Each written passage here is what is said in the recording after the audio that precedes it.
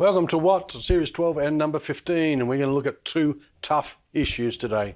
The context of the passage begins with the death of Stephen, mentioned in the previous chapter, and the ensuing persecution by Saul. The effect of this persecution was that the Christians started to scatter. And with this fanning out of contact, the scattered Christians found an accepting audience. As the Christians moved into new areas, they found a ready response to the gospel. And this is exemplified by the way in which the Samaritan people responded to it. After setting this story up within that context, Luke continues his narrative by announcing that Philip arrived in Samaria as a result of that scattering. And he began to preach and bear witness within the city of Samaria. Philip went down to a city in Samaria and proclaimed Christ there. This is amazing due to the attitude of the Jews and the Samaritans. The Jews hated the Samaritans, and it stems from the returning of the Jews from exile 600 years previous to this. The Assyrians had conquered the area of the north in Israel and deported all the wealthy and middle-class Jews from that area, and they then moved in a pagan population from afar, and these pagans intermarried with the lower classes of the remaining Jews in northern Israel. And from these, the people came about, they were Samaritans. The returning Jews saw that these people, they were second-class Jews, they thought, and would have nothing to do with them, to a point where there was a deep-seated prejudice, amounting almost to a hatred, standing between the Jews and the Samaritans. This prejudice was bred into Jews, and particularly James and John, and probably the rest of the disciples as well.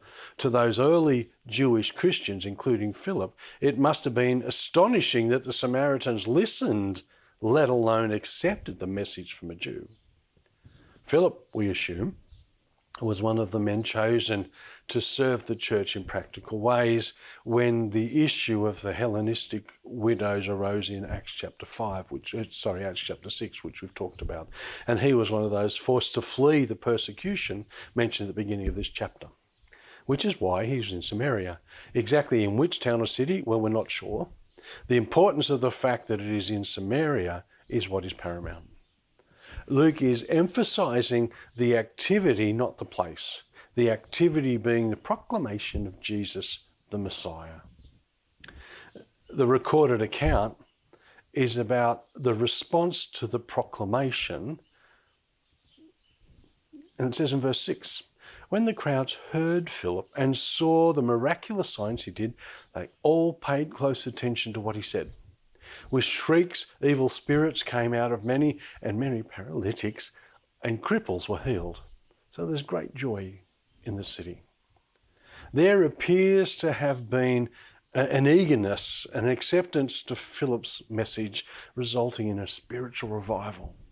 The message, accompanied by the signs and the miracles, left an impression on the whole city. The intriguing part is that Philip is not one of the apostles, yet he has these abilities and gifts that are, until this point, limited to the apostles. Philip had the same ability as the apostles to perform miracles and signs and to do healings. And it acted as a confirmation of the message. Like Peter, he could exorcise evil spirits. The people could also see themselves, that people were being healed and the lame walk. It kind of matches what Peter did in the temple in previous chapters.